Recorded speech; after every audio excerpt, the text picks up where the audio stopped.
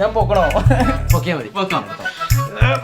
കൊണ്ടൊക്കെ ടൈറ്റ് ആണല്ലോ അല്ലേ? അതെ ഓക്കെ. സൂപ്പർ വീടാണ്, അടിപൊളി വീടാണ്. ഭയങ്കര ക്രിയേറ്റീവായിട്ടൊക്കെ ചിന്തിച്ച് ചെയ്തൊരു വീട് പോലും മൊത്തം കാണുന്നത്. എൻ്റെ വീട് തന്നെയാണ്.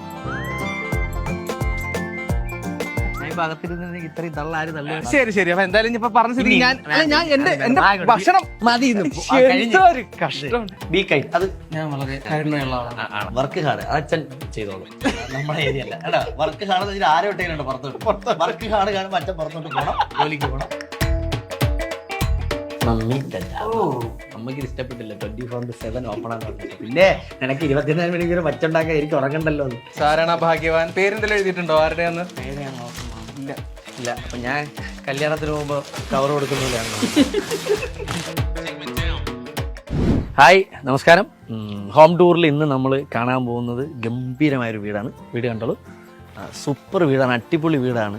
ആരതായാലും ഗംഭീരം, പറയാതിരിക്കാൻ വയ്യ. അത്രയും ഭയങ്കര ക്രിയേറ്റീവായിട്ടൊക്കെ ചിന്തിച്ച് ചെയ്തൊരു വീട് പോലും മൊത്തം കാണുന്നത്. എൻ്റെ വീട് തന്നെയാണ്.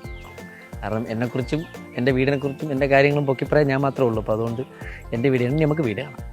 ഇച്ചിരി കൂടി പോയല്ലേ? നിങ്ങളാള് കൊള്ളാലോ വേൻ. ഇവിടെ അഖിലാക്കെന്ന് പറഞ്ഞിട്ട് അഖിലകത്തുണ്ടെന്ന് തപ്പി ഞാൻ വന്നപ്പോ ഇവിടെ പുറത്തുനിന്ന് ഇൻട്രോ പറയാ. ഞാൻ ഈ ഭാഗത്തിരുന്ന് ഇത്രയും തള്ളാരും തള്ളു. അത് ശരി. അപ്പൊ ഞാൻ വന്നിരുന്നെങ്കിൽ എന്റെ അകത്തോട്ട് എന്തെങ്കിലും പോണ്ടേ? ഇല്ല, എനിക്കറിയാം. നീ എന്റെ കഞ്ഞില് പാറ്റിടരുത്. നീ വന്നാൽ ചിലപ്പോ എന്നെ ഇത്രയും പൊക്കും. ശരി. അപ്പൊ എന്തായാലും ഇപ്പൊ പറഞ്ഞ സ്ഥിതി ഞാൻ എന്റെ ഭക്ഷണം മതി. ഒരു കഷ്ടം. നീ പറയും പിന്നെ അതായിരിക്കും ഇവർ ടെലികാസ്റ്റ് ചെയ്യണം. എന്റെ കത്തി എന്റെ കഞ്ഞിയിൽ പാറ്റിട്ടോണ്ട് എന്നെ തുടങ്ങിക്കോ.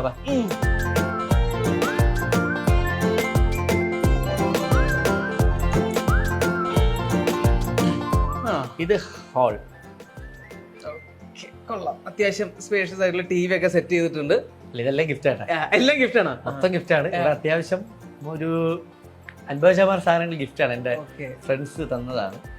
മൊമെന്റോസ് ഒന്നും ഗിഫ്റ്റ് അല്ല കേട്ടോ. അതൊക്കെ സ്വന്തമായിട്ട്. അല്ല, ഇന്നലെ പാലിയാച്ചിന് കുറച്ചേരം വന്നിട്ട് ഇത് എങ്ങനെയാണ്, ഇത് മൊത്തം കൊട്ടേഷൻ കൊടുത്തോ അത് നീ ഇതെങ്ങനെയാണ്? പക്ഷെ നിന്റെ ബുദ്ധിയുള്ള പലതിലും നീ പല ഫോട്ടോസ് വെച്ചു.